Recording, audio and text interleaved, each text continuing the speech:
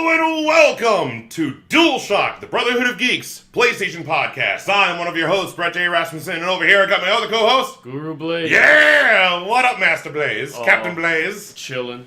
Oh. No, it's Maestro this time. Oh, it's Maestro Blaze. Yeah, now it's Maestro. I just decided. Executive decision. Executive decision of Maestro Blaze, not Guru, not Captain. See, because I have the right to change it at any point. Yeah. I didn't know that. It is. That's good to know. Now you know. Great. Yeah, it's in the fine print. So, how you doing, Blaze? I'm doing pretty damn well, man. As far as what I've been playing lately, I've been getting super into Horizon Zero Dawn. There you go. I know you were talking about that last time. Yeah, but now I've gotten like more into the story and kind of farther into it, and I'm at the very tail end of XCOM 2 because I've been taking my time with it. But I'm about to beat it, which is like on my 5th try. Finally, I'm about to beat it because that game takes a long time to beat. And outside, I've played some more Divinity. I've gotten farther into that, and it really makes me want to pick up the second one.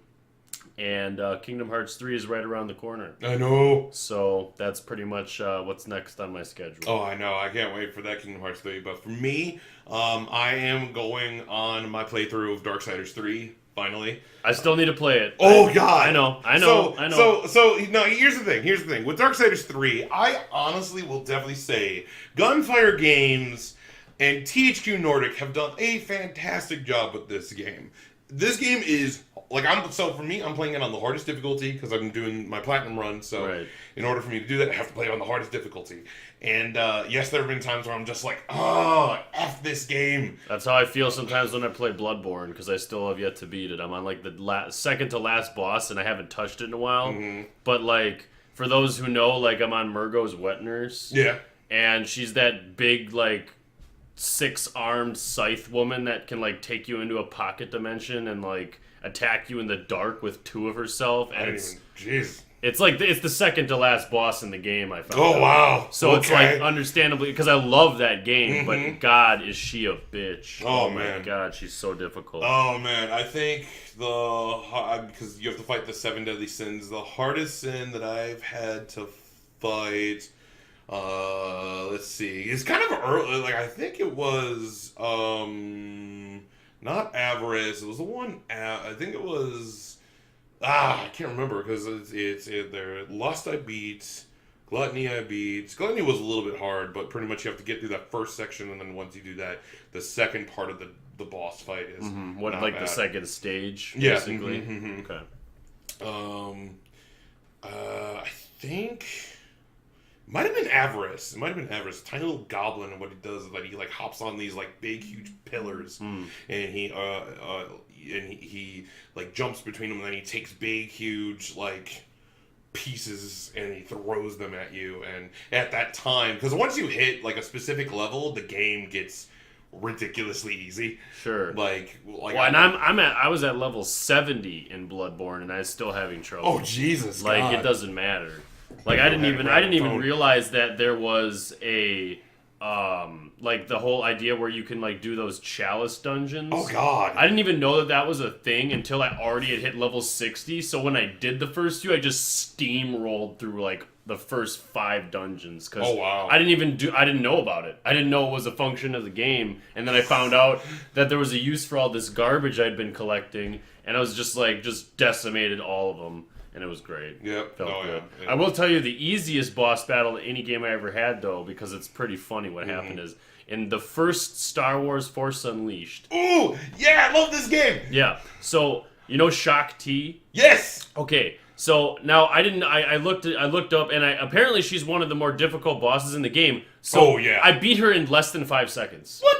And I'll tell you what happened. Oh, I need to know what happened. Tell me. It sounds rad. Me personally, I didn't do anything, really. What I have... Okay, so the battle starts, and I'm like, okay. I jump at her. I'm about to, get a move. And she jumps at me, and then something happens where she just, flies and glitches under the base of the stage and died instantly.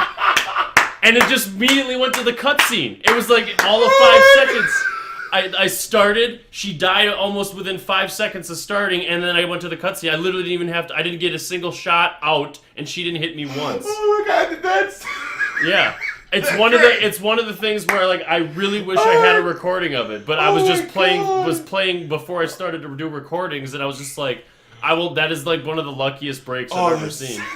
The game glitches out. Yep. In shock. She just literally She goes right under. Because like you could hit her off, but she like glitched in such a way where she couldn't get back out. So I guess that the game just like killed her immediately because she couldn't return to the fighting stage. And then I just immediately got the cutscene, even though she technically was under the stage and not on it. So that wouldn't make sense either. But I took it.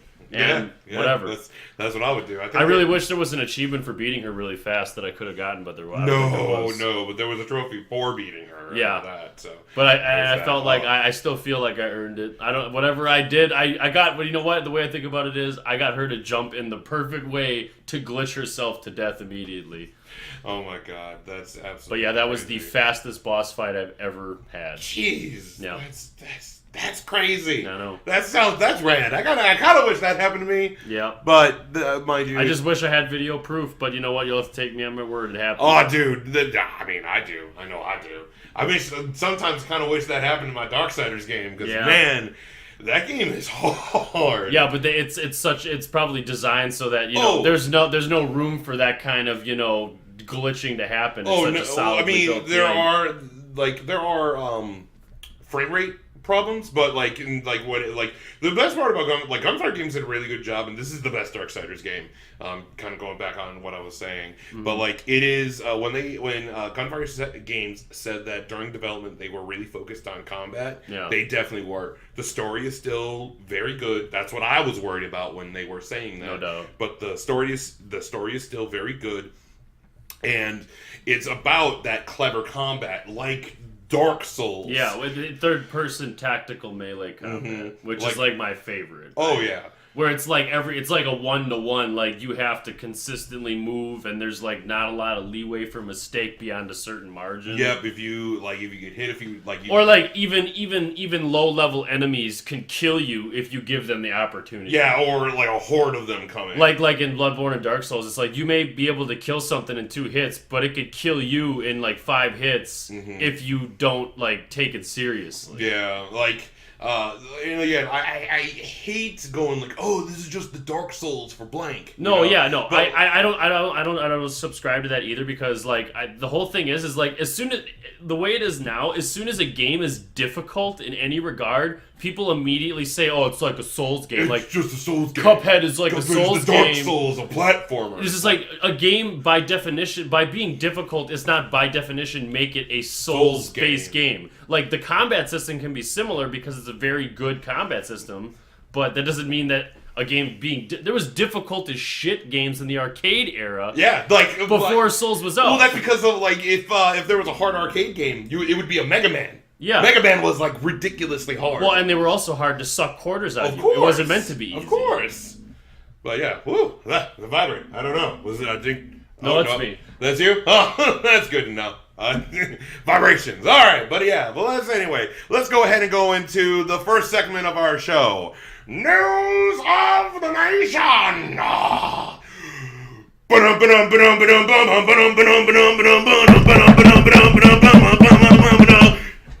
right. You're next.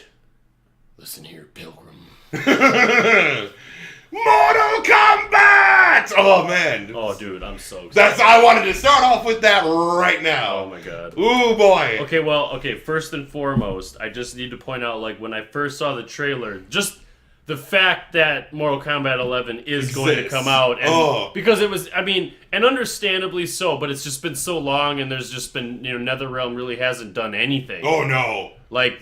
Between Injustice 2 and Mortal Kombat XL. Well, mind you, I would have honestly thought that they would have done the next, Mortal Kombat or Injustice into the next gen, because we got Injustice 1 and Mortal Kombat 9 on the last gen. Now, mind you, Mortal Kombat 9 was the kind of the rebirth. Oh, I have. I know. But but I'm talking about for the studio. Oh yeah, it was basically like a revitalization of the franchise. Yeah, both graphically, mechanically, the characters. But you know that NetherRealm used to be Midway back in the day. Oh yeah, so the Midway created Mortal Kombat. Well, Ed Boon and Tobias. Yeah. Whatever his first name is, Tony something. I don't know. But yeah. Midway originally created. So, like, I mean, again, but I'm very, very, very excited that we're going to begin Mortal Kombat 11 in April, January, February, March. Yeah, April. I know my math. And that's my birth month, so I'm excited. Oh, that's great. But yeah, I just want to say, like, when I first saw the trailer, there's like, okay, like, in addition to that, the fact that it existed, number one. Number two, it looks amazing. Oh my god, yes. Like, the graphical quality and just the visceral nature. I mean, it's always been about that, but, like, it's almost, like, unreal how, like, the realism of it. Oh, yeah. And I think it was just such a power move to get 21 Savage to create a custom rap for that. I mean, like, that's a genius marketing move. I'm not even a huge 21 Savage fan, but it worked for that trailer.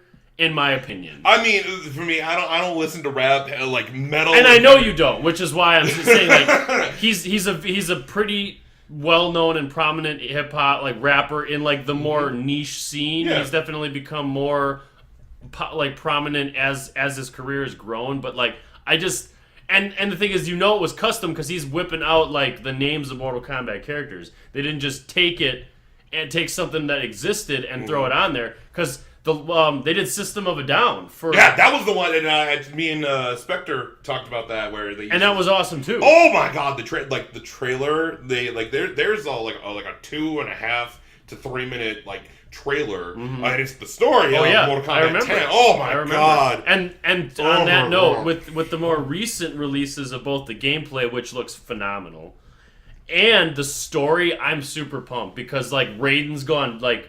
Not dark side, but he's basically just like, I'm done being the nice guy, and I'm just going to destroy anyone who comes after Earthrealm. Yeah, it's because of his battle with Shinnok. Yeah. So, or Shinnok. There we go. Yeah, Shinnok. Yeah, and it's just like, yeah, you could tell he's like, he's like red now. He basically is just like, he's not like a bad guy, but he's now like an anti-hero. Yeah. Where he was always the paragon of virtue before, but now he's just like, I will murder you if you come after Earthrealm, and I don't care. Because Raiden is insanely powerful. He just usually didn't want to resort to anything he didn't have to, as far as violence goes, but now he doesn't care. Oh, I know. And they gave him a Naginata, and I'm excited about that. Oh, that. my God, yeah, like, In that trailer where him and Scorpion are fighting, I know. He just whips it out and just smacks him in the face a couple times. It's so good. Oh. But, like, for me, it was, the reveal, you're like, the song... was it for me? It was that how it was implemented into the Game Awards. It was like, here's the world tour. Like Ed Boon comes out to present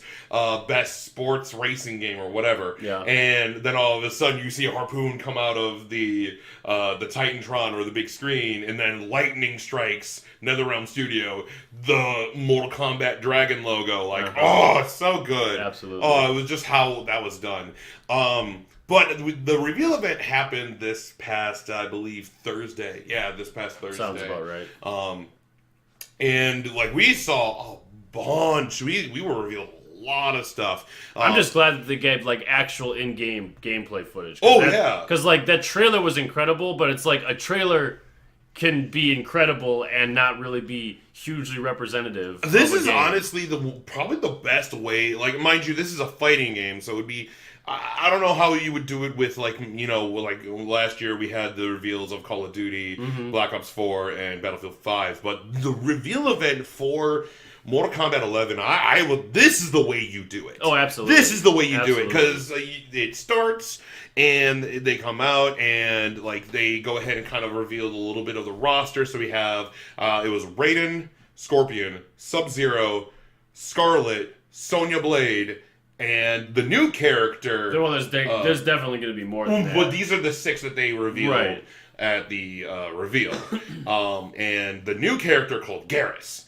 So you have, like, your normal characters, and then they brought, as I said, they brought back Scarlet. And I love Scarlet. Oh, I can't wait to play Scarlet. Oh, I love just... Because in 9, she was, like... And she because, like, the whole thing is, like, throughout the history of Mortal Kombat, secret characters and the rumors about them have basically... Like, when those happened, they were taken, and then they would put those rumors and make them real in the next game. Like, Reptile, I think, was the first one, and you had to do this special thing where if you had to get you have to get, like, 50 flawless victories in a row, and then you had to do it, and, like, it was a timing thing. Like, this special thing had to come across the moon in the game stage, and then you'd if you beat that round, you'd get the chance to fight him.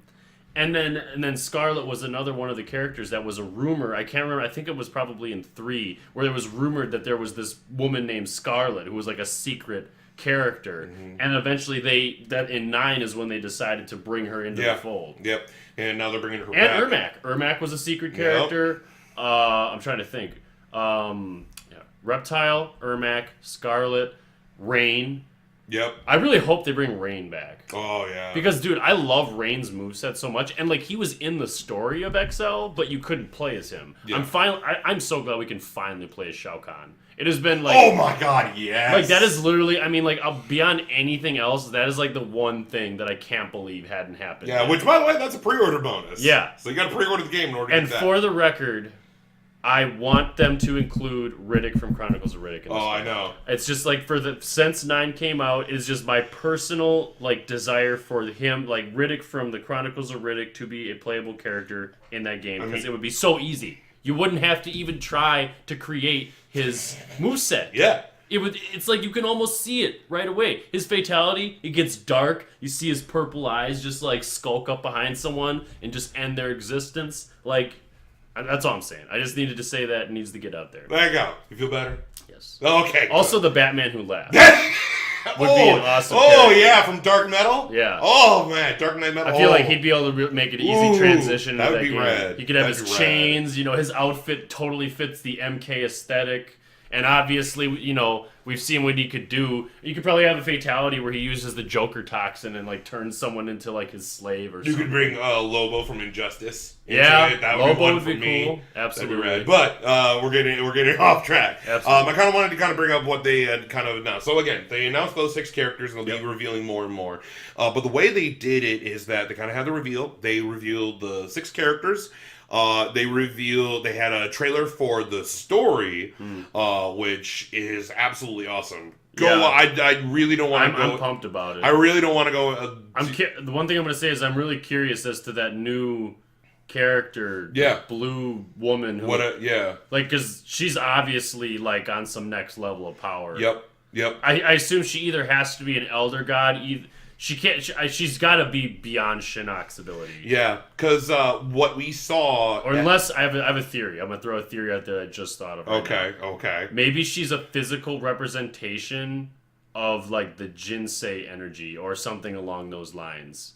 But maybe but probably not because Jinsei is an Earth realm. But I think that she must be some like source power in the higher pantheon of like the MK roster. Yeah, because there's been no other information about her character. She's never been touched on, and she's only been introduced in 11 in the trailer. Yeah, because what the story we got the trailer that they showed actually at the reveal event was the prologue. It's the prologue that we're going to be seeing when we get the game, and to pretty much what has happened is that even the past Mortal Kombat games 1 to 8 are still canon to the Mortal Kombat franchise. But what happened is that in 9, that's when we had when Raiden had those those visions and so on and so forth. And because of what happened in 9 and I believe 10, but especially 9, where he messed with like history, basically. Stuff went left, and that's why you have 10. And now that's when because at the end of 10 you see him talking to like undead Liu Kang and I think it was Siren or whatever. Like Quan Chi's control. He comes basically out with Shinnok's head severed. He's still breathing and stuff. Well, it's because he's an elder god. He can't be killed that easily.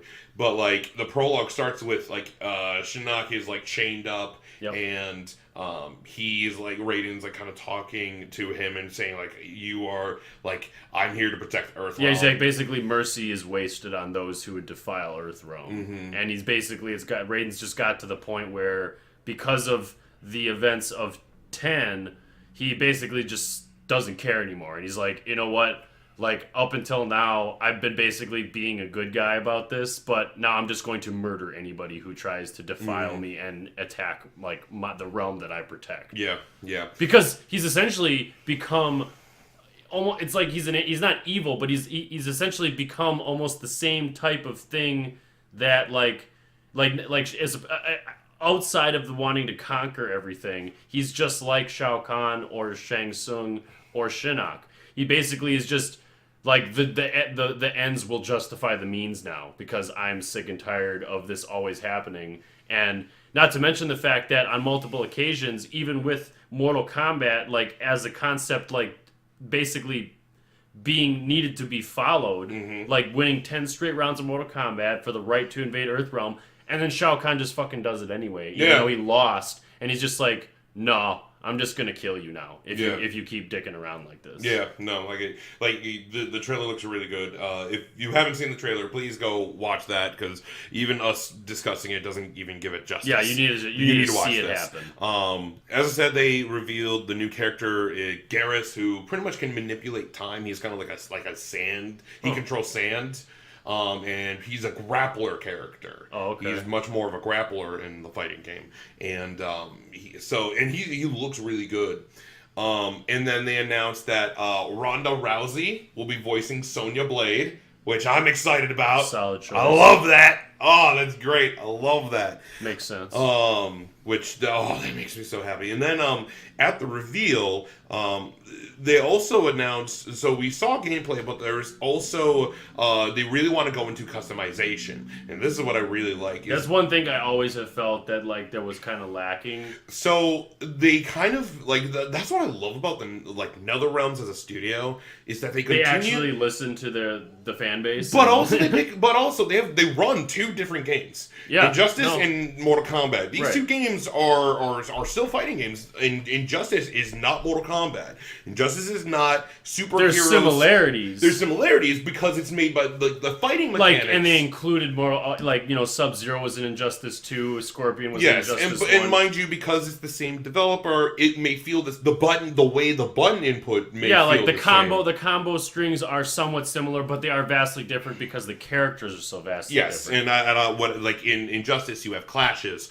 where you can wager your super bar, and that pretty much, and then X-rays are what's in Mortal Kombat, or at least now as of now. No, not anymore. Well, right. Until the new one. Until 11, yes. But in Injustice 2, they had this gear system. So you would get like these loot boxes, you would open them up, and mind you, they were completely free. These aren't paid loot boxes, thank God.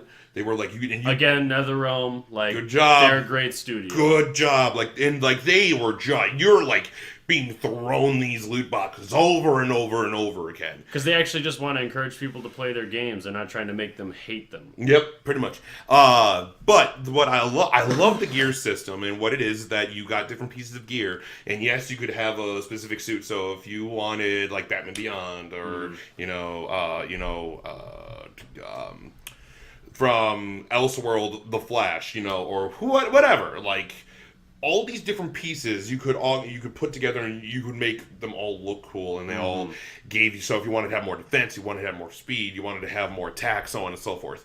So in Mortal Kombat X or Mortal Kombat 10, we had variations. Yep. So you had 3 different styles of fighting. Which I don't know if I agree with it to this day. Like, I don't mind that, but I also feel like, why are you making me pick between 3? Just give me one set of moves. Because it allows, like, for me, I like fast.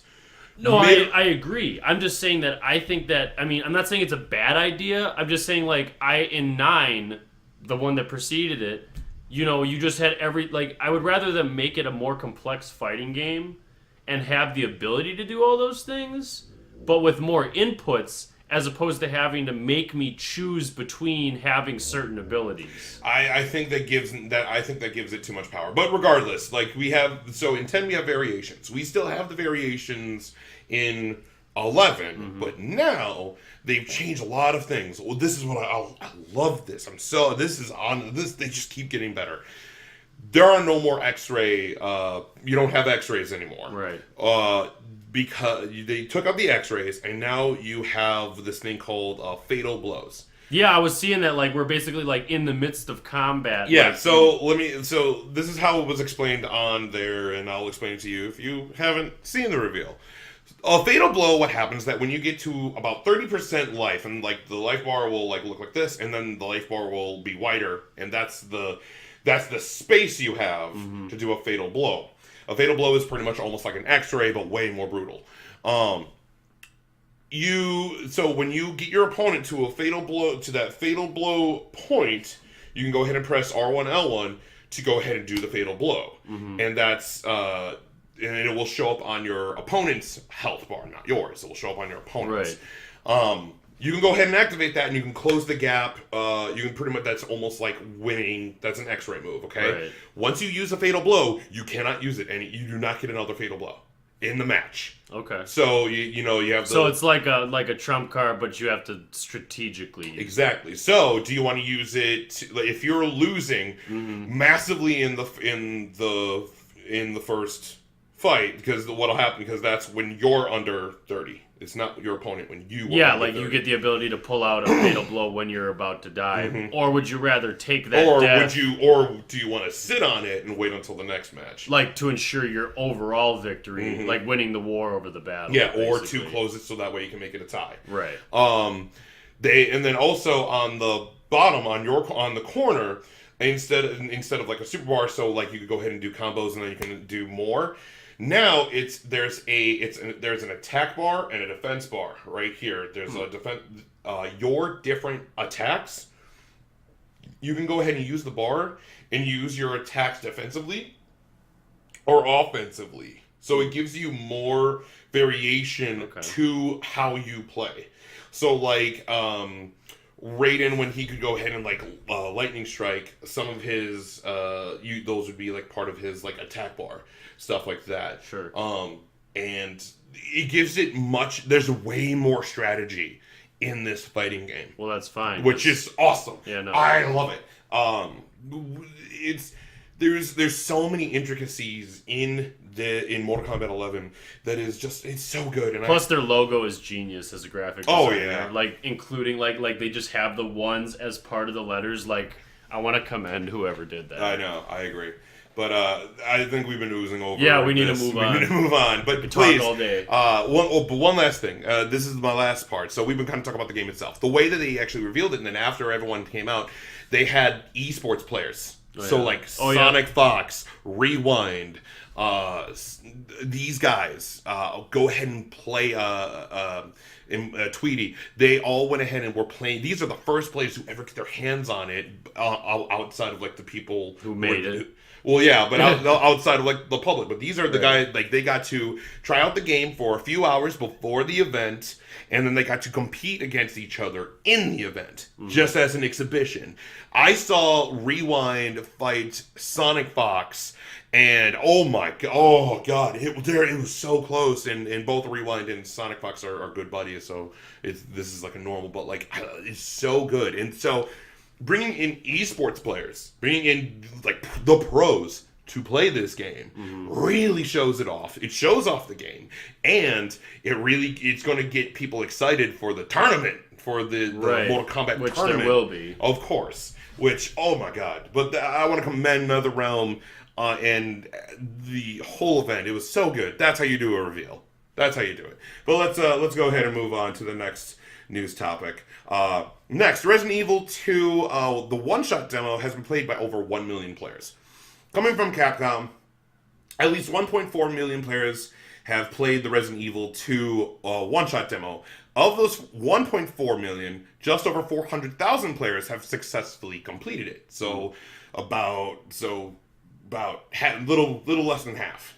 These figures only include people who have enabled RENet, meaning that the actual counts are likely much higher. That means they connect their right, because they would know that you finished it. Yes. The time-limited demo was released on January 11th and will continue to be available up until January 31st. Resident Evil 2 comes out on PS4, Xbox One, and PC on January 25th. So the demo will still be live a few days after it comes out, which is rad. Have you played the demo at all? No, I've not. Okay. I'm just going to wait till it comes out. I know it's going to be good. I don't play horror games like that, but I do. I haven't pre-ordered it yet, but like it does look like a game I'd enjoy, but I'm going to wait for it to come out because I know it's not going to be any shortage of the game. So like I'm going to wait for it to come out, wait to see what I hear in the street, and then I'll make my decision. That's usually how I like to play it, unless I know for a fact, like with Kingdom Hearts or Sekiro, I know for a fact I want both of those games. I don't need anybody else's opinion. Yeah. But RE2, I just want to see how it actually turns out. I'm sure it'll be phenomenal, but I don't know enough about it to know for sure. Oh yeah, again, like it looks really looks incredible. I never played RE2 in ever, so the thing is, I'd be going in it as like I think my first Resident Evil I played was 4, so like I never played 2, so I don't have any kind of nostalgia forcing me to like be like gushing over it. But it does look fantastic, and I love Resident Evil as a franchise. Yeah, as I said, like for me, when it comes to horror games, I'm kind of a pansy when it comes to those kind of things. So I don't know, but I don't know. A lot of people have been talking about it. It looks like Resident Evil is kind of getting its comeback, which is really, really good. Absolutely. But let's go ahead and move on. PS4's second cross-platform play game is Rocket League. This comes from the PlayStation blog.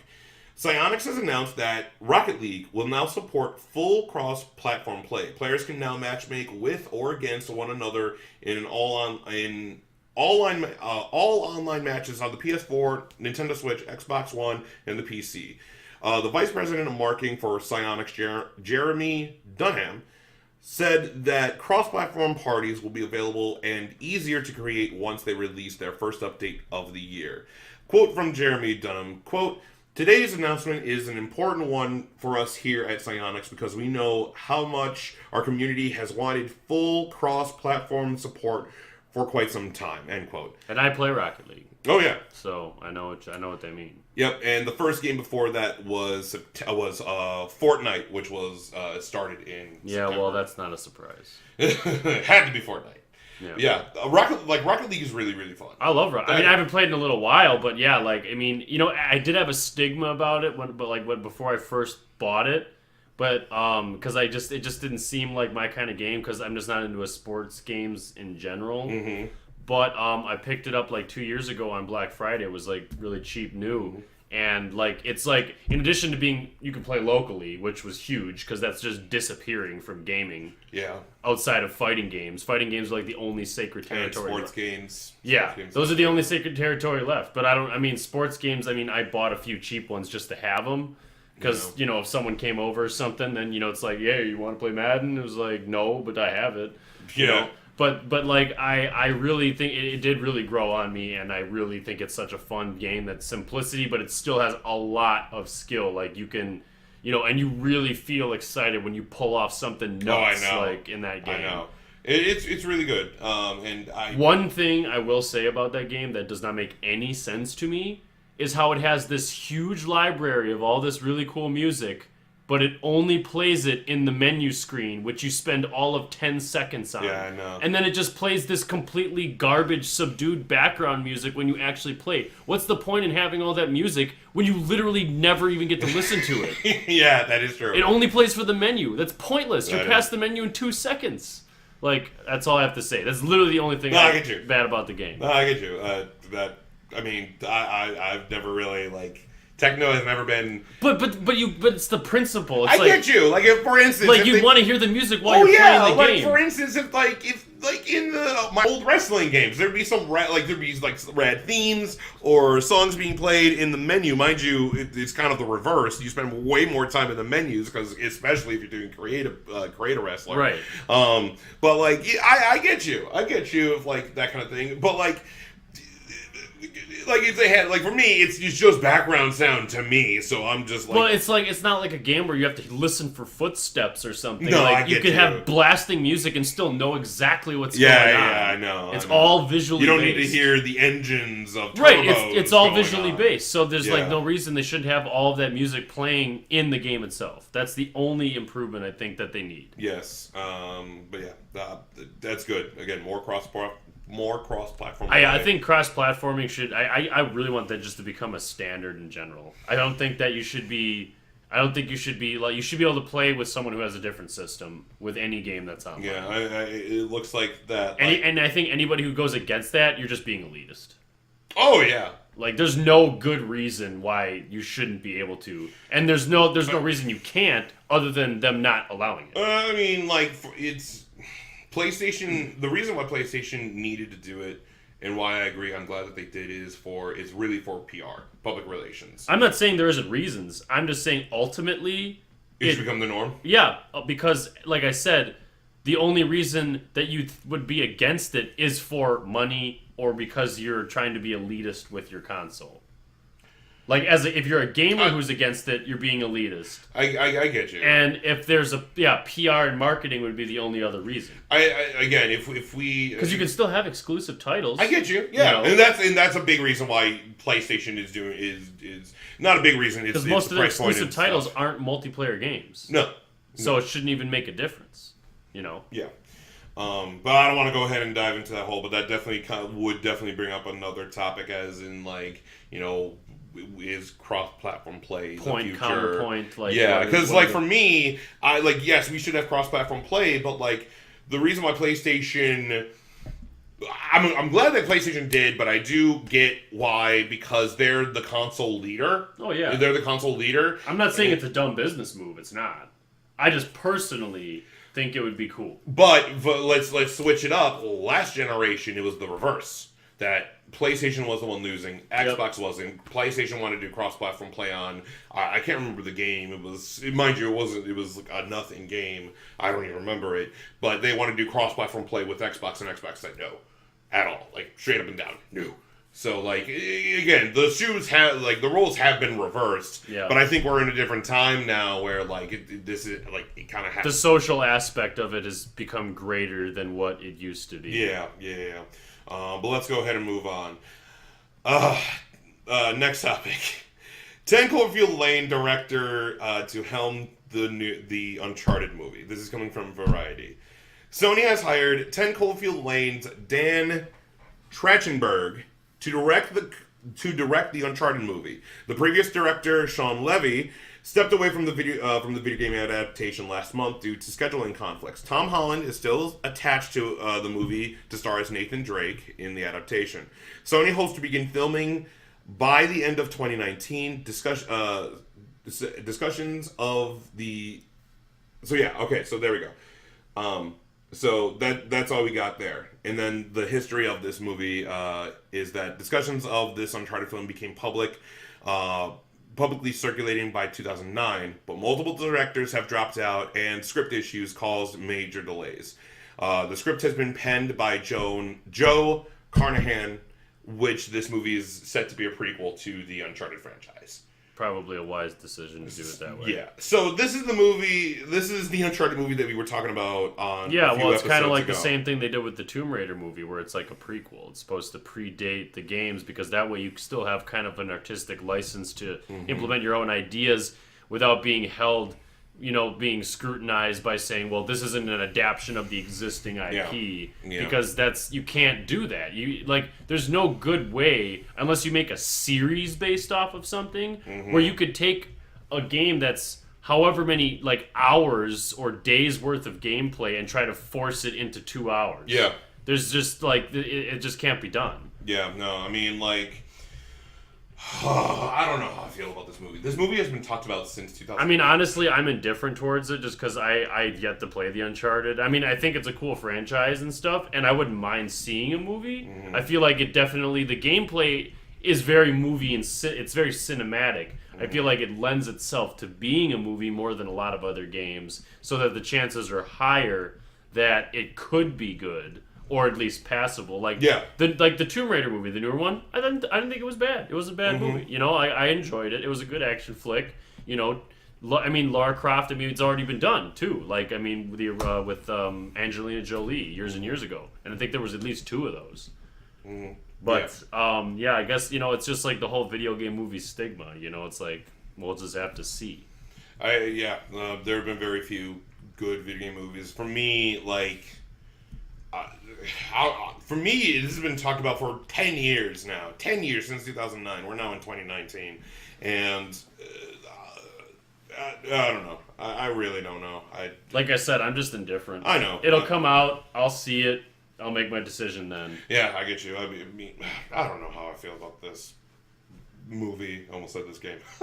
I think that, like, I think it's a lost cause, but PlayStation really wants this. Sony and PlayStation really wants this to happen, and I get it because Uncharted. It's easy to make Uncharted into a movie, but directors keep leaving and scripts keep getting rewritten and all of this, and it's just, for the love of God, just... Well, there's probably a lot of directors that don't want to, if they didn't approve of, what it was or its current state, they wouldn't want to end up doing it and then be associated with a garbage heap for the rest of their career.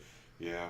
Because you got to realize, like, you don't want to end up committing career suicide by taking something that could be very big, and then you're the guy who screwed it up because you're the director. Yeah. Yeah. But yeah, I don't know. But let's move on. Next, the Assassin's Creed Odyssey DLC.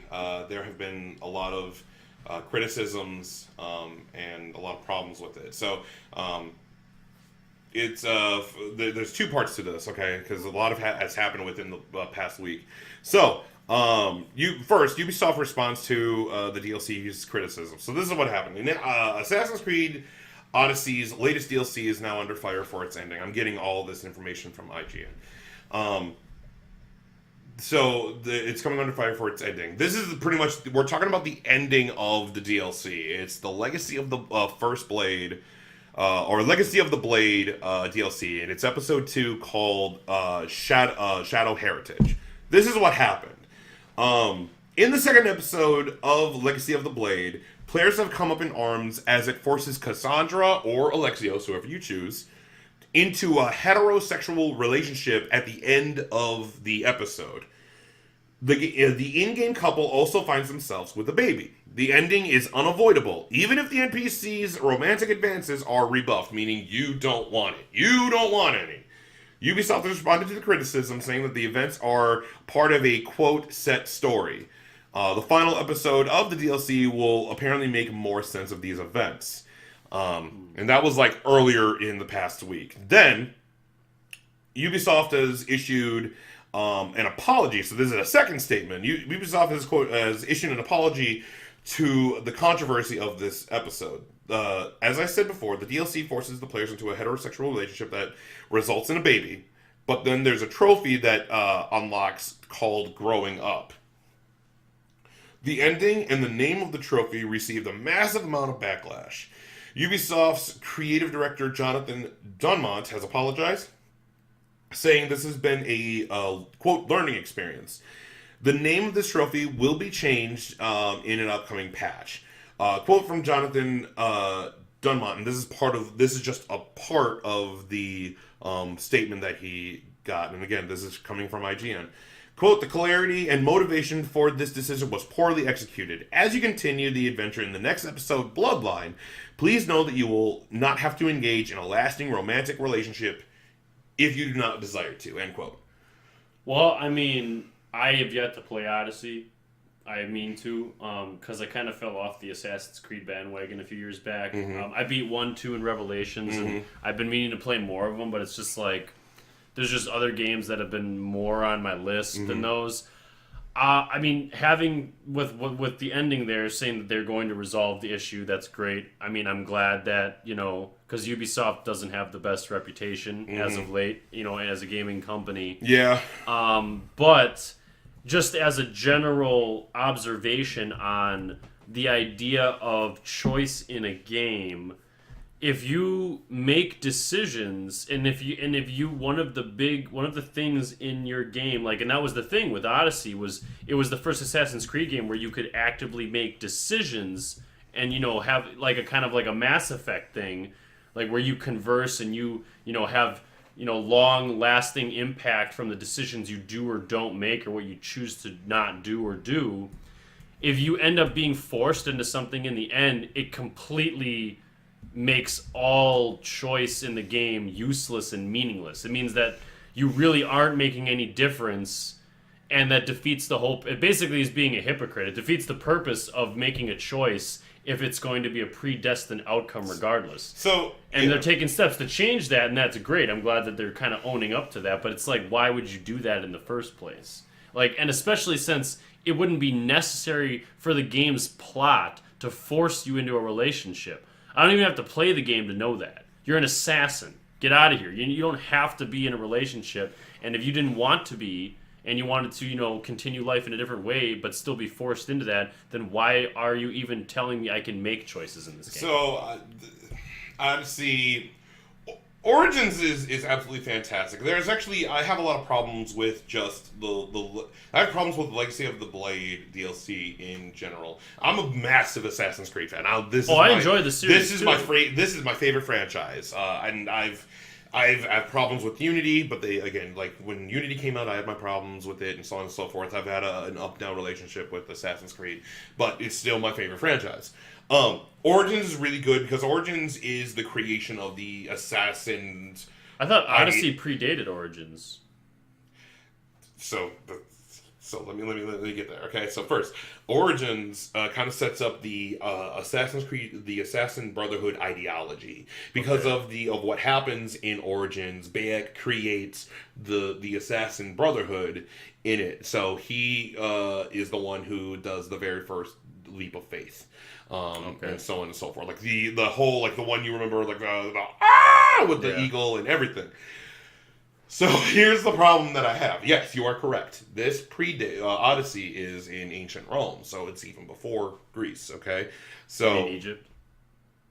No, Odyssey. Well, because Origins takes place. Origins in Egypt. Yes. Yeah, but you said Greece.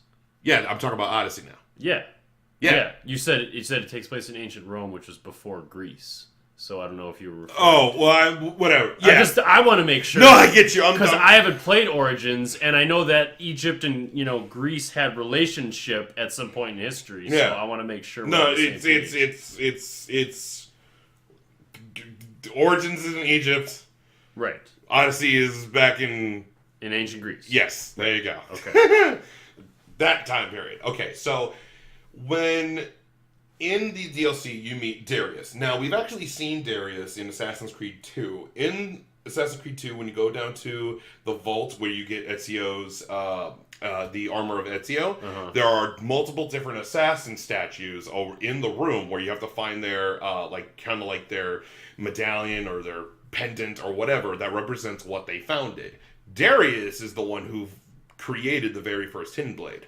Okay. He was like a blacksmith, or just like a tinkerer of sorts? Yeah, I might, did he fabricate it, or what? Yeah, he's the one who created the very first one. Okay. Yeah, he's the one who created the very first Hidden Blade, okay? So, the problem that there is, and this is Laser Z, who's an Assassin's Creed YouTuber. He does other video game content, but he's knows much more about Assassin's Creed lore than I do. And if you're a fan of it, originally actually came from an idea from Prince of Persia. Oh yeah, yeah. But Laser Z, if you haven't followed him or subscribed to him, follow Laser Z. He's great. But anyway, this is where I'm getting all my information. This is where I know about this. Laser Z talked about how Darius, when you first meet him in episode 1. He shows the Hidden Blade, but he's wearing the robe, the iconography. He has the Assassin's Creed robe. He's wearing it's the hood and the robes and everything. That's not a thing because Bayek has to create that. Okay. If this is so it's kind of like a temporal paradox. But the problem is that doesn't make any sense with the lore, because if Bayek is the one who creates the Brotherhood, he's the one who has created the robes and everything. The aesthetic of the assassin. Why does Darius have these exact things? And he does the leap of faith in episode 2, the exact same one. He doesn't I'm gonna jump and it's the leap of faith, cross, jump, the eagle sound, everything, verbatim, straight up and down, move by move. And the problem that I have with it is, and I agree with Laser Z, is that if this is before Origins and Darius is doing all of this just kind of makes everything that Bayek done useless. Yeah. Because... And to me, it just feels like they're only doing this so that way, hey, you're assassin. You remember, look at the assassin. He's an assassin. Look at him. And that's what I have a problem with, okay? Now, when it comes to this DLC where you are forced into a heterosexual relationship and then you have a baby, I have no problem with that happening. I have no problem with that specific thing happening Yeah. in general. Me either. But it's like, but if you're given a choice, then that's what the problem And is. that's what I'm saying. Is like Odyssey is a game where they were like, you can choose who you want to be. Right. You can be man or woman. In lore, it makes no sense because the way they explain it in lore is that it's messed up DNA, but because the animus is so advanced, you can pretty much insert X or Y chromosomes. So or it's whatever. like in Jurassic Park when the frog changes its gender because it guess. needs to. I guess, yeah. It's dumb. Life finds a way. It's dumb, but whatever. I'll look past that. We know why they did it. Yeah, it's It's to give like, because what if a girl wants to play as a female? Totally cool. I get that. I mean, And look, like honestly, like we haven't gotten the feudal Japan one. We do have an assassin from that time named Xiao Yun, yep. and she's a woman. No, yeah, and that's. I played the crap out of. I'd love to play as Xiao Yun. Was that the Chronicles you're talking about? Yes, Yeah, and you know what? and she's also in Embers. That has Assassin's Creed Ember, the always short been movie. my main gripe, and she's from China though. What? But I know it's. But I just wanted. But just so you, like, that has always been my gripe with the series is that they have not touched on Asia. Mm-hmm. Like feudal Japan, ninja, assassin. There's and it's like I'm not even, dude. That has literally been like within the community forever. Like, why haven't you done it? Well, they don't need to anymore because Ghost of Tsushima is going to come out. And I get you, but also I think they're. they're also, mind you, we're getting a lot of ninja games this year. But I'm also, so I think it's one of those like if we do a ninja game, there's a lot more, there's way more pressure on them to do that than there is to do one in ancient. Yeah, Greece. I And suppose you're right. so- Like there would be so much expectation, so they'll just do something like Greece. No one knows what. no one has done that before. Right, so there's nothing to judge it by. Yeah, but like the problem that I have here is not for them doing this. It's that they say you have a choice. You can be man or woman. You can make conversation choices that do impact the game. You get their choices and consequences, so on and so forth, or Right. really just choices. Consequences kind of don't matter. But you're forced into this. I don't mind that they do this. They should have just built the story into that. If it was like a scheduled thing. No, like if the game is supposed to have choices, then you should go ahead and go, I don't want to have a relationship with you, or I do. Right. Now, the problem with it, and I understand why they force this, is that the whole thing about Assassin's Creed is that it's ancestry. Right. There needs to be a way to connect the ancestry. If Otherwise, nobody ever had kids. Exactly. Yeah. So, but like it's like what, like that's why they're doing this. But in other Assassin's Creed games, some like Shay, like we don't see Shay have a relationship really with anyone. So how does his ancestry? How does he move forward with his ancestry? We don't see one with Connor. We don't see one with Jacob or Evie. Really, like there I'm sorry. We see it with Evie. I'm sorry. We do see it with Evie, but not Jacob. Does Desmond ever end up with Lucy? No, he kills her. So then how No, I mean like prior to him. What do you mean? What are you talking about? Like what do you? Because Desmond is the farthest in the future. Yeah, it's the present day. Yes. Right. So if Altair, I'm just trying to think like who, because Altair. These are all descendants of Desmond. Now, mind you, the problems that we have in since Origins. So each progressive game goes into the future but farther back in the past. Kind of yes. Like in the real world is farther in the future.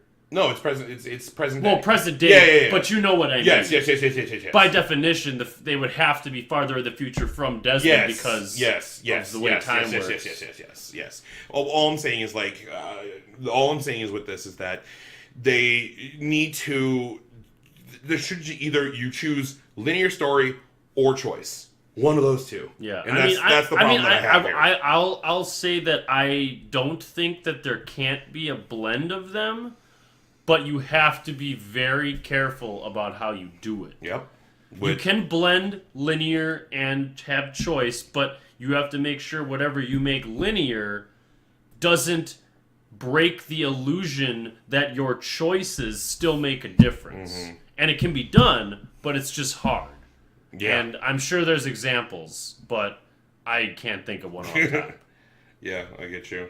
Like, I think Mass Effect would be a perfect example of choice-based. Like, that was their focus. Mm-hmm. Because, that's just how it works. Yep, and Assassin's Creed has always been linear. Right, exactly. And so they try to introduce it, but they, not to say, because I haven't played it, so I don't know how well it worked, prior to this DLC.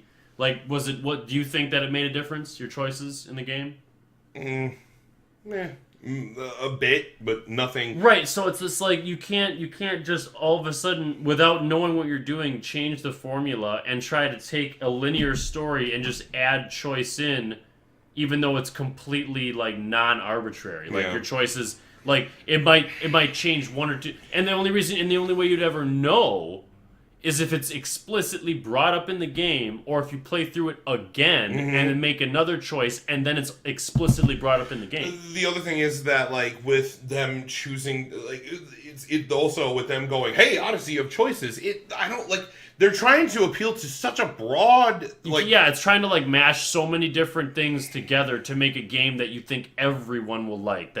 Which is, I'm not saying you shouldn't do that to some extent, but you can't make a Frankenstein and expect that it's going to be good in every way. Yeah. Yeah. Like Assassin's Creed was already popular on its own merit. So unless like I don't know why they felt the need, not to say you couldn't have some choice, but what I would recommend is like Call of Cthulhu, for instance. Like, I mean, I'm just saying, as far as choices go, choices do make differences in that game because it's story based. And there's not a lot of action. Yeah. So what I think you should do is, instead of like, because I don't know how many choices that you actually have to make throughout the game, but I would say you could have a linear story, and then you just have several very important choices that will shift the game, and perhaps maybe include an alternate ending or an alternate sequence where maybe you do or don't have the help of an ally that you would or would not have. Yeah. Something like that. Yeah. Where it affects the gameplay in a large sense, but you only have a few of them. Yeah. You know what I mean? I do. Like, this will affect your destiny one way or the other. Linear storyline. This will affect the destiny, like every once in a while. I get you. Yeah. And then work that into the story so that the narrative seems seamless. Yeah, no, I get you. Next. I want to see it. This one. I think you're gonna have a lot of words about. Fortnite made the most annual revenue of any video game in history in 2018. Fortnite. This comes from IGN. Fortnite has made a record-breaking 2.4 billion with a B billion in revenue last year. During 2018, 34% of all U.S. players regularly bought battle passes. Free-to-play games as a whole earned $87.7 billion in revenue, which made up 80% of all digital games revenue in 2018. Mobile was responsible for the largest chunk of all of that in all regions, followed by PC, then console. Fortnite has now made the most annual revenue of any video game in history, in all of time. Yep, well... What do you even get for a battle pass? That's what I want you. That's why I think this is. I mean, I'm not saying okay. All right, so I that's great that their business is thriving and all that. I personally think Fortnite is trash. Like I don't think that as a piece of creative work that it's a bad thing. I don't think it's objectively bad. I think that I can't design a game myself at this point, so I don't have much to say in that regard. Yes. However, for a free game, being free is the main thing it has going for it. It's extremely easy to have a game that becomes popular, which makes streaming it popular, and everybody wanting to hop on the bandwagon because they're all 12-year-olds with nothing better to do and they're raised by their iPads, want to get it, in addition to being cross-platform and being mobile. So there's mobile versions of it too. And the thing that just makes me lose hope in humanity in this instance is the fact that they made $2.4 billion selling skins that do nothing other than change the aesthetics of your character and maybe some of the equipment. Now, as a designer, I totally understand how important aesthetics are. I'm not going to say that I don't also put a lot of importance in that aspect. Customization's huge for me in a game, like Soul Calibur 6 as an example. Hugely robust customization. All of it's free, by the way. And I like being able to make my character look what I consider to be my character, what I want, what my fantasy is, and what I envision. However, you can't create your own stuff in Fortnite, costume-wise, which, not the biggest deal. Fine, they give a lot of different options. That's fine, whatever. But the fact that I just don't understand why people would put all of this money into something that gives them no bonus. Because at the end of the day, who in a game like Fortnite, who cares what you look like? Oh, a lot of people. I know, but that's what I'm saying. A lot of people. Why? But outside of a few people who are good, very rarely will you end up winning in Battle Royale. Granted, there are other game modes, where you don't die once and then have to start a whole new game.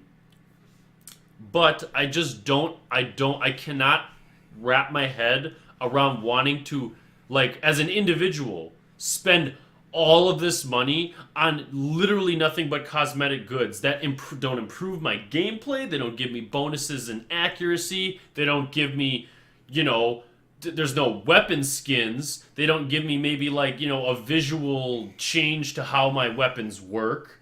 They don't give an increased amount of damage to my melee weapon. Or no. Yeah, but I'm just No. I'm just saying I would much, if that kind of stuff, at least to a small degree, was something that was implemented, I could understand.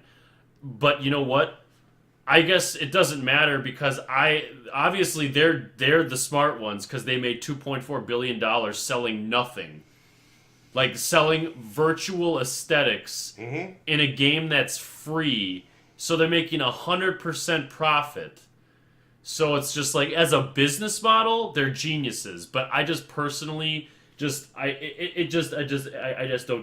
don't get it. Yep. For me, I would have to have a little bit more bang for spending real world money on nothing but cosmetics. No, yeah, I mean, I personally don't understand it at all. But apparently, we're probably two grown old men yelling at the sky.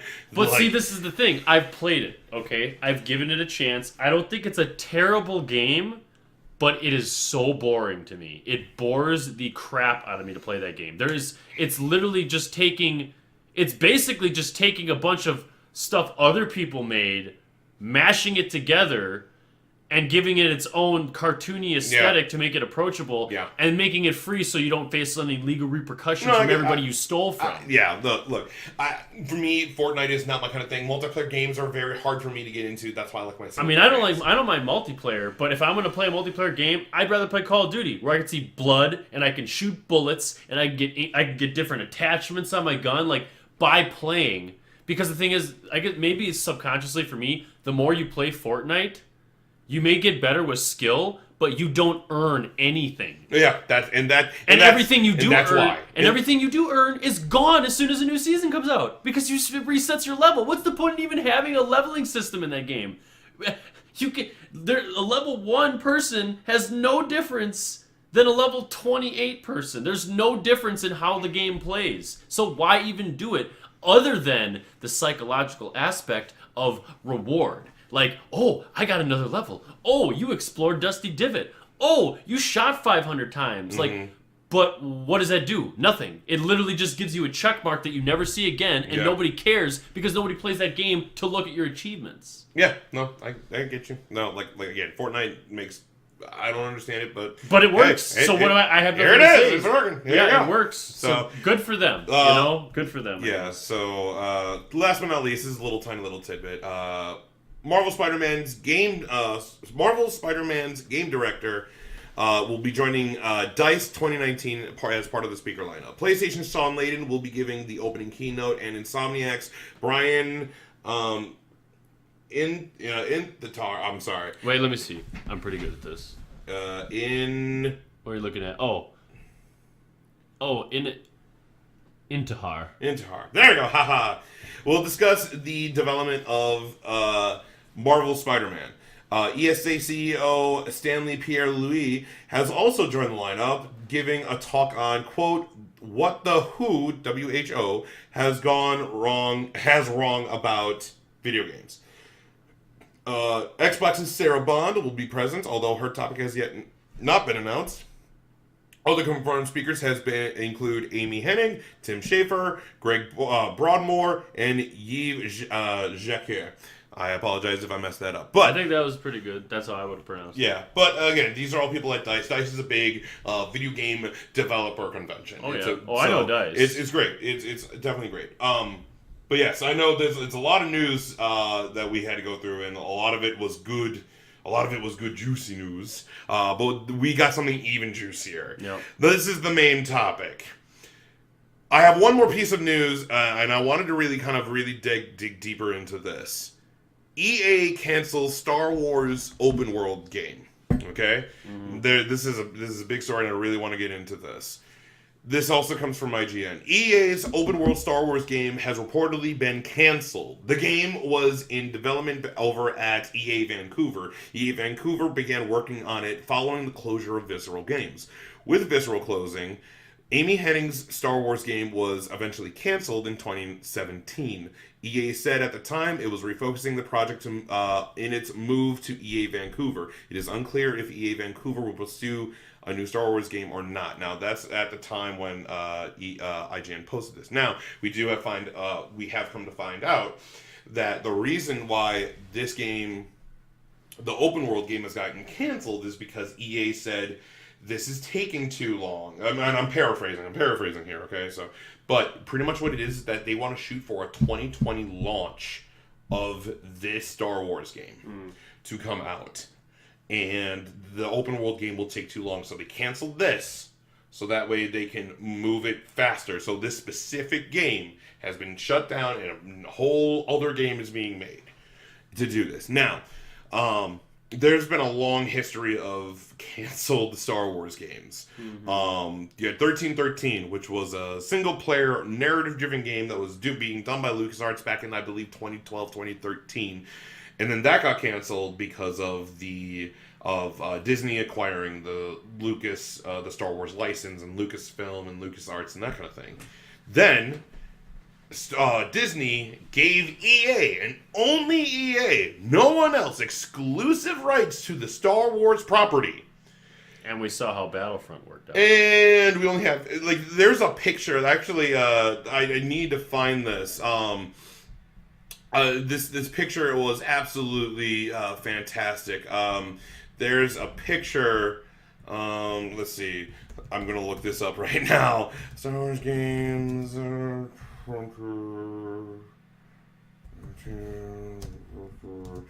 versus 2000.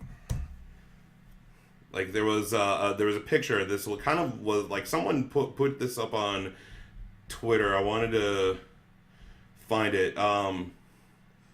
It was a list of, there were 6 games that came out during the time of I think it's probably gonna be more of a specific search.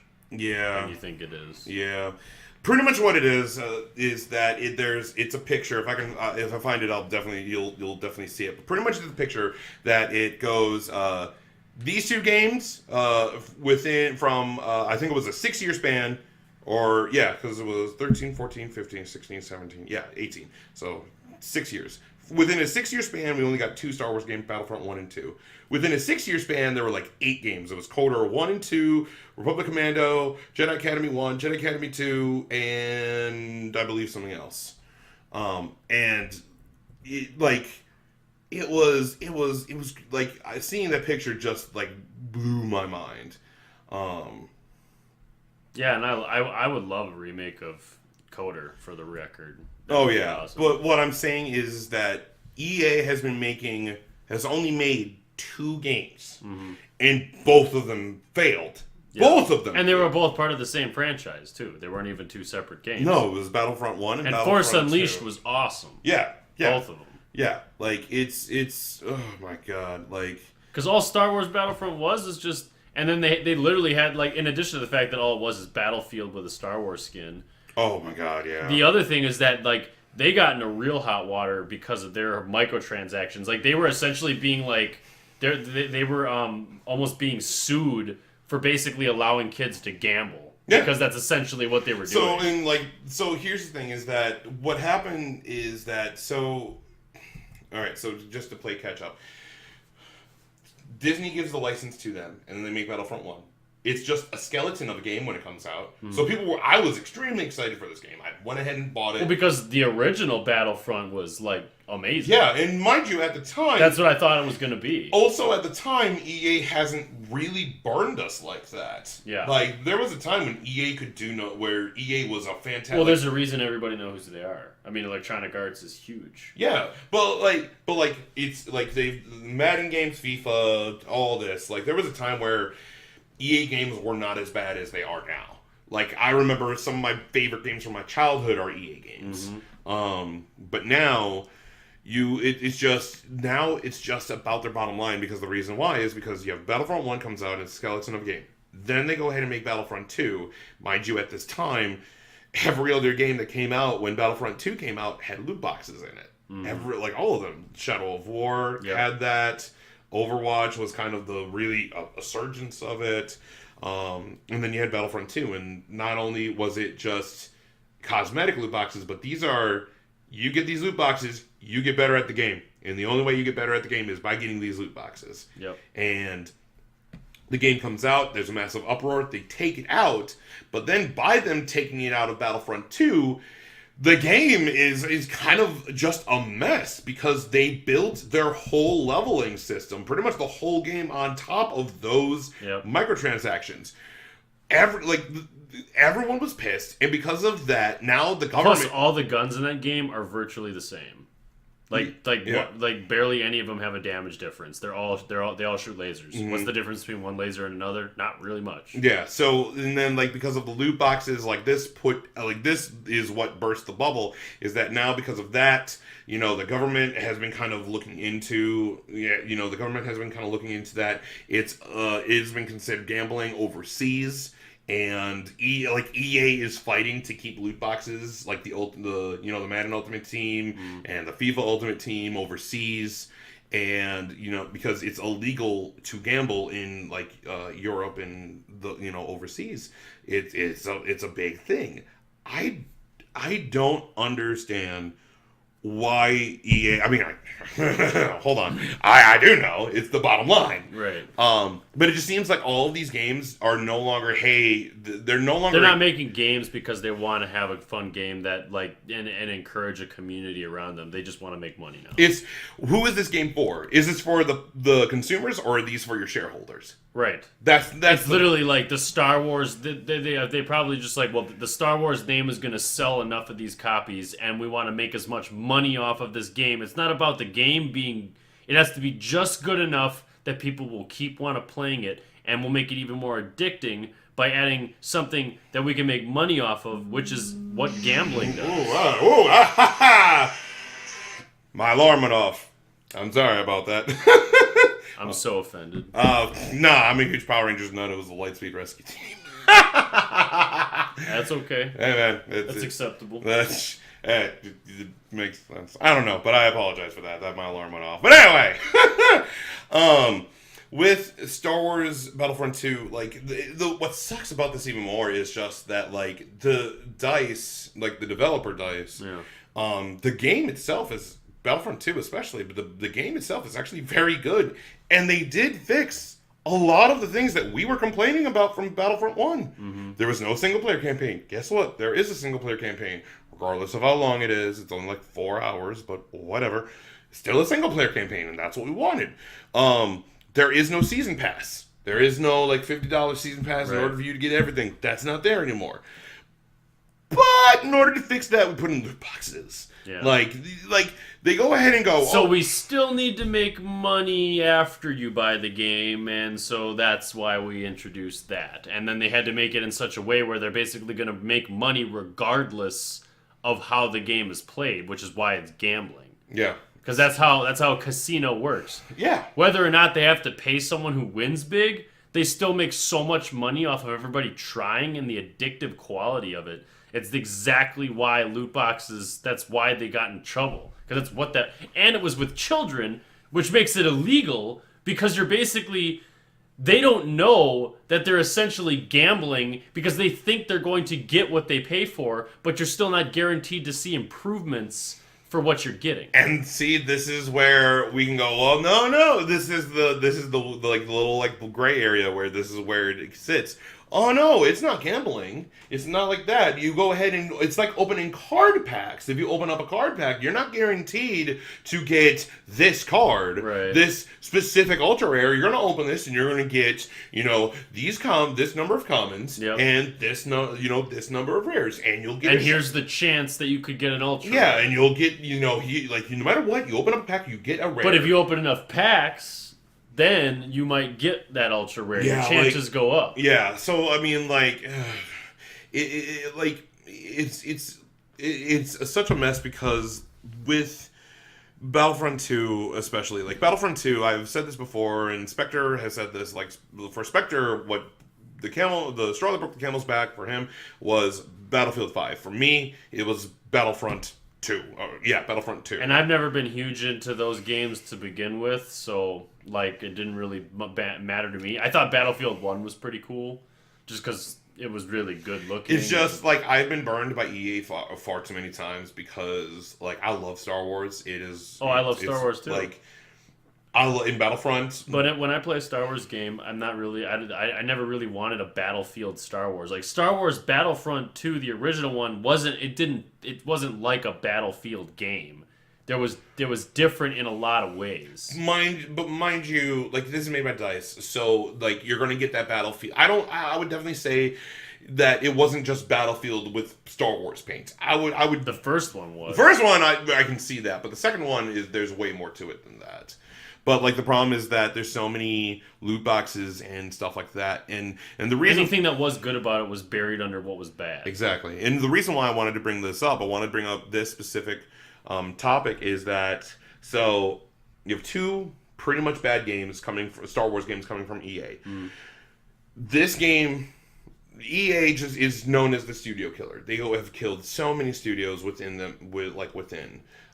They went ahead and killed Visceral Games. And Visceral Games was working on a single-player narrative-driven game. Yep, 13. Different one? Because 1313 was being made by LucasArts. Oh, yeah, you're right. And this was when Disney picked it up, and Disney wanted to just go, all right, clean slate. Yep. All the past games and everything, they do not exist in canon. They don't. They do exist, but it's legacy. It's not in canon. Right. Which, fine, whatever. We'll go with that. I'll accept that for what it is. Even though I think Disney's totally destroying Star Wars as a franchise. To some degree. Who can give a crap about we don't even know who Snoke is or why he was there. He just gets killed. He was the big bad. No, well, again, maybe we'll see in the next... Again, we don't know what's going to happen in the next one. Maybe we'll get explained in the next episode. I don't know.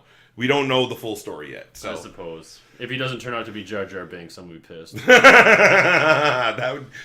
There's actually a really... No, I get you. The Jar Jar theory. I love that. I totally subscribe to that theory. Oh, no, I get you, yeah. I totally think that's what was originally planned, and then they just shoehorned in Count Dooku, who no one ever heard of. Oh, I know. Oh, all of a sudden, he also was Master Yoda's apprentice, and never heard of him before. Oh, I know. Yeah, okay, sure. Whatever you say. Darth Tyrannus. Darth Tyrannus.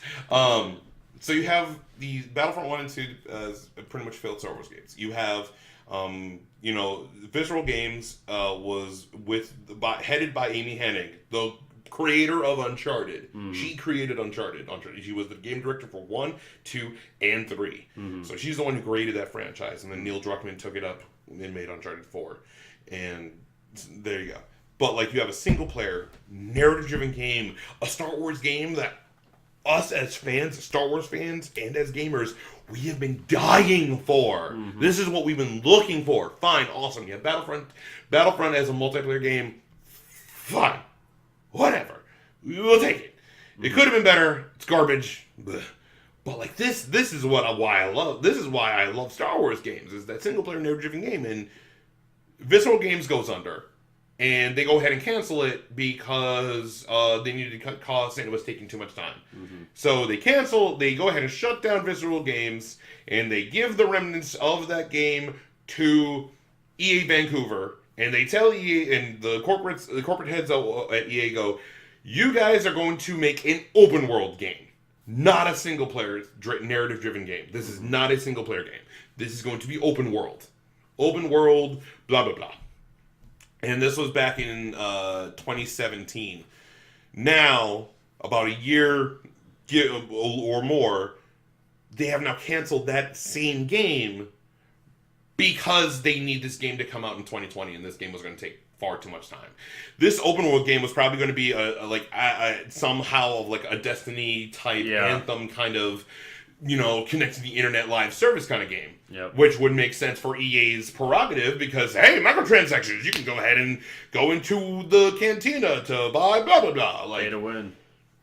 Or whatever. Like, you could do that. Now, we know that Respawn, because we know about from E3 last year, from 2018, Respawn is making a Star Wars game called Star Wars The Fallen Order.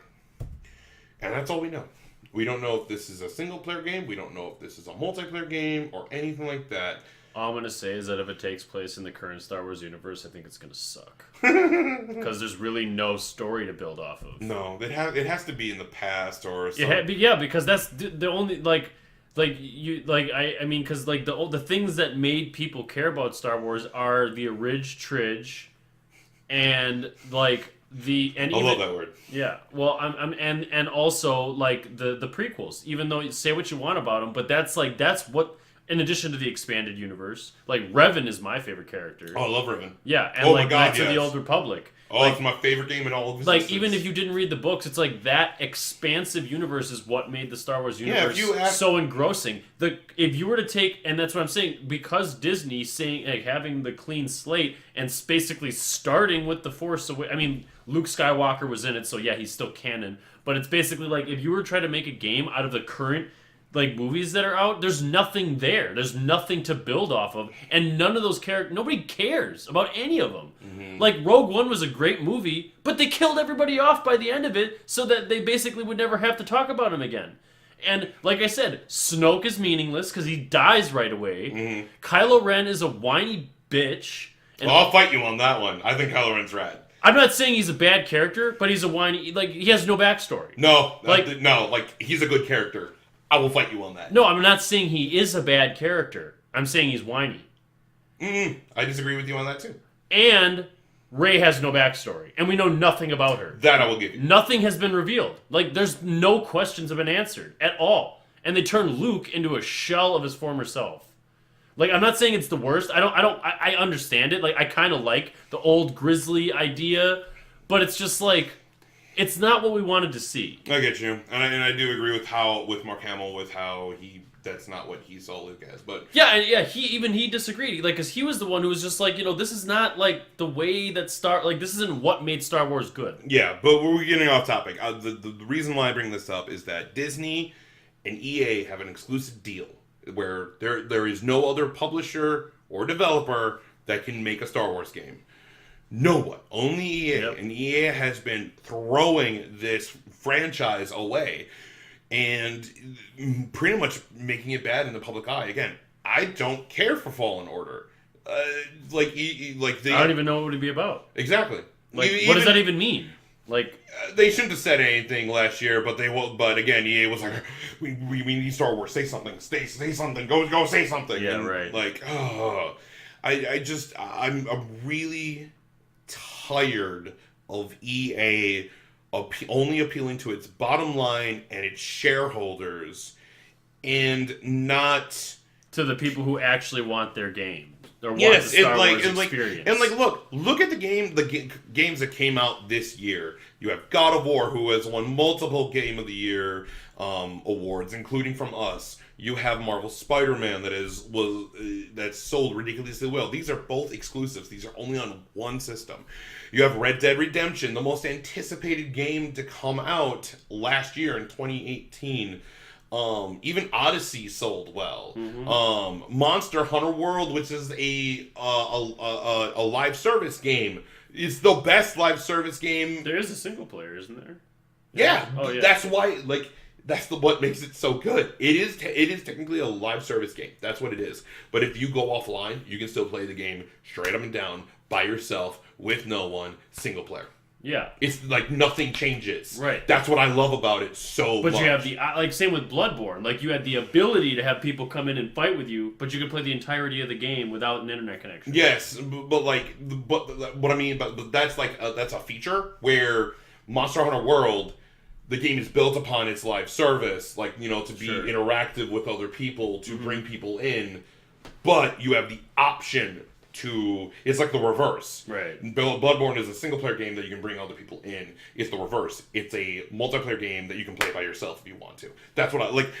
There are games that have been proven you can do, there have been games that have been proven by very good, well-known developers and publishers. Think about it. If CD Projekt Red got a hold of any Star Wars license, oh my God, that would blow my mind. But you know what? They're busy with Cyberpunk 2077. I get you, but yes, I know what you mean. But even give it to Ubisoft. Ubisoft out of the big three is probably the lesser of all the evils. Yeah. If you give it to Ubisoft, that would be great. Yeah. They would actually care about that, and they would do that.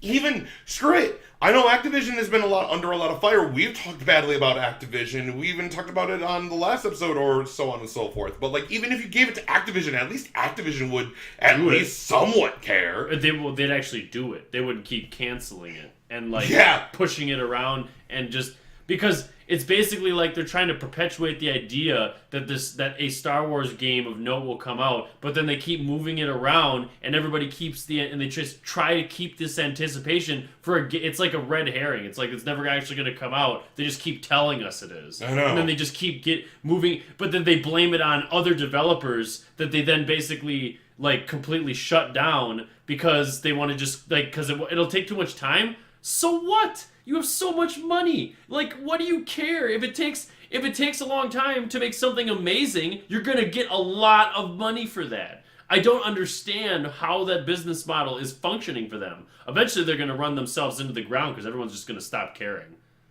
No, they've Madden and FIFA. People. No, not as a company. Oh, I'm talking about for the Star Wars. Wars. Oh, Disney is going to make sure. Mind you, the reason why the loot boxes stopped in Battlefront 2 was not because of us, because us as fans of the people who literally make them survive as a company. Yeah, without us, they are nothing. No. The reason why loot boxes stopped was because of Disney. We complained about it for a long amount of time. We've complained about a lot of things about EA, about the online pass. EA didn't care, and then the loot boxes and that kind of stuff. The only reason they stopped it is because Disney came into the picture and went, "You stop it, stop doing that crap," because Disney came in going, "You can't do this because everyone's getting pissed off and everyone's getting mad and you are messing up the Star Wars brand. Stop it." And they went ahead and took out the loot boxes. If Disney didn't come into the picture, I don't think they would have changed it. Well, eventually people would probably stop playing it, like they have now. Very rarely. But what I'm talking about. But yeah, their clout and their power over them because they own the brand. Yeah, they basically said. But the thing is. And it's we might as well just get right into what we're going to ask each other, and that's should EA keep the Star Wars license? Yeah, Because if Disney has to come in and tell them to do that, why wouldn't they just give it to someone else? As opposed to... Like, there's... I don't know. EA's not... I mean, they're not a bad developer, but there is way better talent out there. No, it's just... the problem is that the developers... If we look at the developers, under EA... if we look at BioWare... Under EA. I know. that's why I said that. It's the developers under EA are fantastic at what they do. Absolutely. The problem is that it's the corporate heads at EA, the shareholders. Right. It's basically like the ranch owner having cattle who are smarter than he is. But he doesn't realize it because he's stupid and only cares that the cattle make him money by sacrificing them. Yeah. And I think with Anthem, because BioWare is making Anthem. Yep. And I think I heard that there was an article said, and I could be paraphrasing, and I could be wrong, but EA needs Anthem to sell well. In order, if not, BioWare is in a lot of trouble. They might not close that studio. And BioWare's fantastic. They've given us so much good stuff. It's like we said. It's like EA doesn't really care about the fate of genius developers, so long as they're making them money. Because EA isn't a game company anymore. No. It's just a business that runs off of game companies and just happens to be positioned in such a way where they control the fate of the games that the companies that have been pulled under are. Yeah, and I don't understand why. Because, there was a time, there was a time when EA, I think it was, when did Dead Space 1 come out? I think it was Dead Space 1 or Dead Space 2. I want to say, early 2000s. Yeah, it was, in the, mid-2000s, 2000, maybe it was, 2010. But anyway, there was a year when Dead Space and Mirror's Edge both came out at the same time. Yeah. And both those games are absolutely amazing. Yeah. These are games in DICE made Mirror's Edge, and I love Mirror's Edge. Absolutely. And then Dead Space, even though it's a horror game, I haven't personally played it, but I have. It's Dead Space 1 It's great. is amazing. That was the only one I've beaten was Dead Space 1. So EA has it in them to make good games, but the problem is because of the FIFA Ultimate Team, they're seeing, oh, well, this makes money. We'll just continue doing this. Well, sports games are a different story. I'm aware. Those will continue to make money until the end of time. I'm Because aware. a sport isn't going to go out of style. And eventually it's just going to, people just buy the new one just because they want the newest one because it has shinier graphics and has the updated roster. No, That's it's really a roster update. It's almost like every 2 to 3. Graphics will improve. Graphics improve, but it's not every But year. that's- It's every 2 to 3. Yeah, years. where it's noticeably different, and even then, it's they'll add a gimmick in there to try to make it seem different than the 20 other versions of it. Not to mention, as example, when I went on a whim and bought one of every type of sports game, just to have one of each, I could pick one up for $5, and it's 2 years old. But And it's not the current one. Right, Current one. right, but the thing is, for me, it's it does everything I need it to do, and it looks fine. And honestly, there's in some cases, I don't mind playing NBA 2K. If I were to pick a sports game other than UFC, because I consider that a fighting game, even though fighting is a sport. Regardless, NBA 2K would be my favorite pure sports game, and I think that 13 was awesome because it had a celebrity team where I could play as Justin Bieber or Kevin from The Office. Yeah. As opposed to the new ones, which have none of that fun stuff in it anymore. I know, and I love wrestling. I continue to wear And wrestling I have shirts. I have 2K17 for that. Yeah, and even then, but the reason why. I know we keep tangenting off. It's great, but to get back on point, honestly, Disney needs to give the Star Wars license to other people. Yeah. Think about it like this: Disney also owns Marvel. Yep. And we have had because we have Marvel Spider-Man that is being made, that was made by Insomniac, which is technically a third-party developer, but it's owned exclusively on PlayStation. Yeah. We have announced that we have Ultimate Alliance 3 only on the Switch. Square Enix is still working on the Avengers project, which I don't know if that's Ultimate Alliance, but I think that's being made by someone else. Not to mention Kingdom Hearts 3, which is going to be coming out and probably has references to Star Wars in it. Mind you, that has been kind of again, Disney is now a licensor. I'm sorry, I just wanted to pull up Ultimate Alliance. There we go. I just wanted to see who's developing Ultimate Alliance 3. Yeah, Ultimate Alliance 3 is being developed. Team Ninja? Yeah. Oh yeah. Team Ninja. hell yeah. I forgot. I Yeah. love Team Ninja. So Team Ninja's doing Koei that. Like, Tecmo, like, hell look, yeah. like, but I mean, look at that. More. I'm gonna get that because of that, because Team Ninja makes the best. Oh, I was gonna buy that because it's just Ultimate Alliance. Well, yeah, but they have the best combat. Oh, I know. ever. But regardless, but like, look at what Disney is doing with its Marvel franchises. Right. Is that It's giving them to a bunch of different people. Yeah, and like look at all these good ones being Yep. made. I honestly, if they give one to Xbox developer and it's only on Xbox, I finally have I will buy that. I will buy the collector's edition of that for my Xbox One, even though I'm a PlayStation guy. Right. Like I think that's the way to do it. Or you just give it to a bunch of other people and just put it on all the systems. Even if Ultimate Alliance was on the PS4 and Xbox One and Switch, I'd still buy it from a PS4 and probably on the Switch because you can take it on the go. All of that kind of stuff. Marvel Spider-Man, like, even if it was on multiple platforms, it would still be rad. Like, but again, I think it's great marketing for like PlayStation. People bought PS4s only to play Marvel Spider-Man. Yeah, so they like, made a bundle with it. Exactly. So like, the way that Disney is doing with their Marvel license, they need to do that with the Star Wars license. Yeah, because I just don't think for some reason they either don't realize or don't care that it's just as influential in the same way to the people who really like are that community for Star Wars, for Marvel. Well, the other thing is that what happened is that Sega was doing the Marvel games, and now they actually may have like a Marvel Interactive like studios. It's not a developer, but it's like a licensing company being ran, and that's how they give out the licensings to other people or other companies. Sure. But mind you, when Disney bought Star Wars, they went to EA, or EA went to them, whoever did.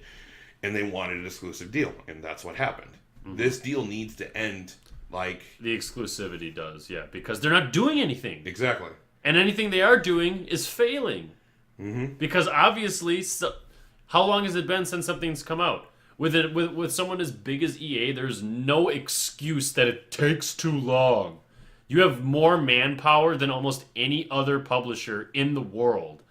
And I don't want to hear your excuse, because there isn't one. With Disney backing you, there is nothing you can tell me that you shouldn't be able to get a good game out. It's just like as we said last time, is that Activision has been cutting corners and doing all these different things, and with Bungie and Activision separating, that puts Activision in a very small spot. But the difference with Activision and EA, Activision only has Call of Duty. Can you think of it? Like, they have Call of Duty, Spyro, Crash Bandicoot, but the Crash Bandicoot and Spyro are very niche. These don't really make tons of money. Right. I'll buy them. They made a bunch of money initially. Yeah. And it's not like continued. It's a remake of an old franchise for nostalgia's sake. Yep. But like, Call of Duty is like their big franchise, and that's what is putting their shareholders in panicking.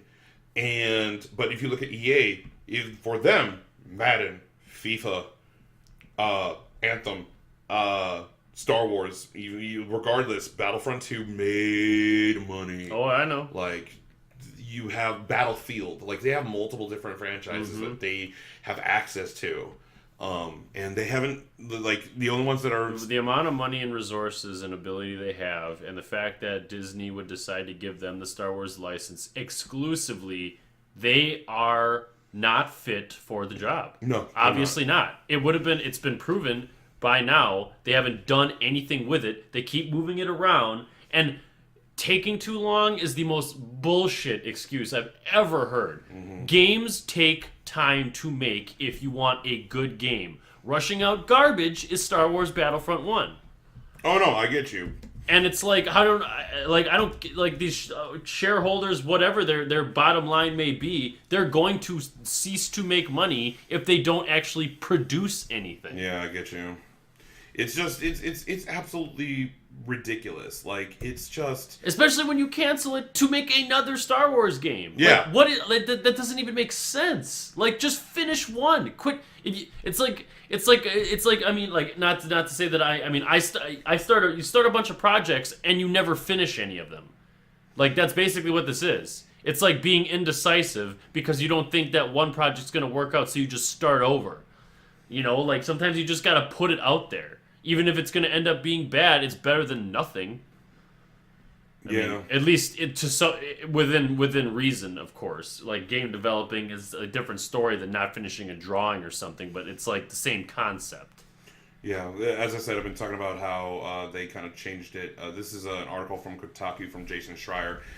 This is kind of the new update. There's a quote EA sent over of a statement to Jason Schreier on Kotaku. Quote, "There's been speculation overnight about one of our Star Wars projects. As a natural part of the creative process, the great work by our team in Vancouver continues and will evolve into future Star Wars content and games. We're fully committed to making more Star Wars games. We're very excited about Star Wars Jedi Fallen Order."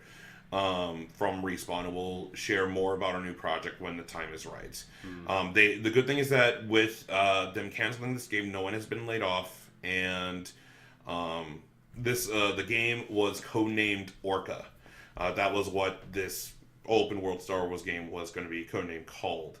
And it was taking too much time, and they canceled it, and they wanted to aim for much sooner, like 2020, as I stated earlier in the main topic. So again, it's a mess. But in closing, the at least if anything, the exclusivity of this needs to stop. Yeah, EA can keep screwing around, but like at least give other people a shot. There's plenty of talent out there that we know for a fact can do it, because before EA had it, there was already people doing it. Yeah, like BioWare, Knights of the Old Republic. Like, yeah, again, instead of Anthem, why don't you give me a Star Wars game, BioWare? You can't, because no one will let you, and I'm sorry, but if you could, I'm sure it'd be the best damn thing I ever saw. Exactly. I'm sure Anthem will be good too, but I'm so on the fence with that game. I don't know how I feel about Anthem. Well, I'm indifferent. I'll probably give it a shot, but I don't really care one way or the other. I'm just saying it looks like a lot of time was put into it. Yeah. It looks like it could be something great, but if you could do that with Star Wars, in addition to the fact that they've already had experience with it, but you don't even have to do BioWare. Pick someone else. I don't care. Throw a dart at the wall. I just don't think EA... Visceral Games! Yeah, someone. You mean the dead company? Yeah.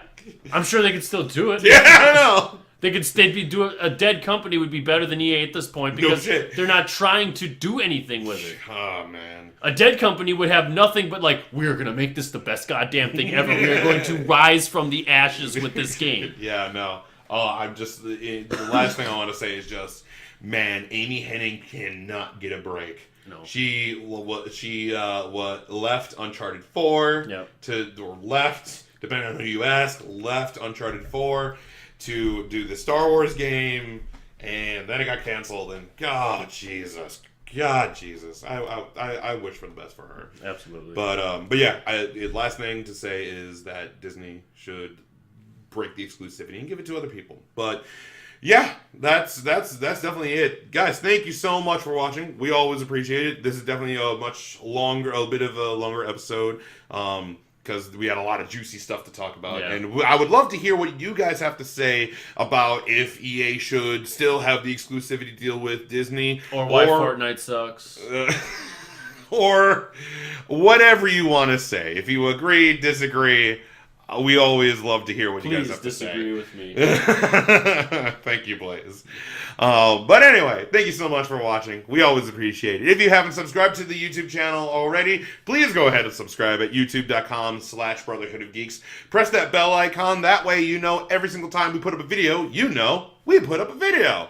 You can also follow us on Facebook, which is facebook.com/The Brotherhood of Geeks. And then you can also follow me on Twitter at Dualshock'd, BOG. That's the name of this PlayStation podcast, BOG. And then you can also watch our Twitch channel, which is twitch.tv/Brotherhood of Geeks. Anything else, Blaze? Well, I just want to say that those of you in the audience that want Star Wars to succeed, we need to just, make it apparent. And I think that if another Star Wars game comes out, and it's garbage, that we boycott them. Because honestly, outside of them getting rid of the exclusivity, I don't think anything else is going to wake them up. Yeah. And Fortnite sucks. Good to know, Blaze. Alrighty then. Well, thank you so much for watching, guys. As always, live to play. Play together. We'll see you guys next time.